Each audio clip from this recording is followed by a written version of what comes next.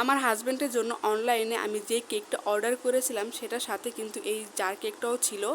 আর এই জার কেকটা হচ্ছে পান্দান ফ্লেভারের। তো এর আগে কিন্তু পান্দান ফ্লেভারটা আমি ট্রাই করিনি, তো ভাবলাম যে এবার পান্দান ফ্লেভারটা ট্রাই করি।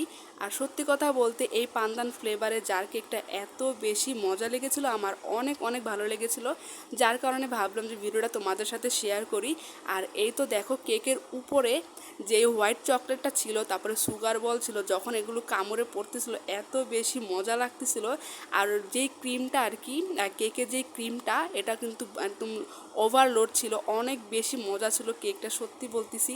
তো অনেকে এখন বলতে পারো যে আমি হয়তো বা ওনাদের পেজের স্পন্সর করতেছি, না আসলে আমার পেজটা কিন্তু আহামরি অনেক বেশি বড় না যে অন্য একটা পেজ আমার স্পন্সর করতে হবে। আমার জাস্ট ভালো লেগেছে, যার কারণে ভাবলাম যে তোমাদের সাথে শেয়ার করি।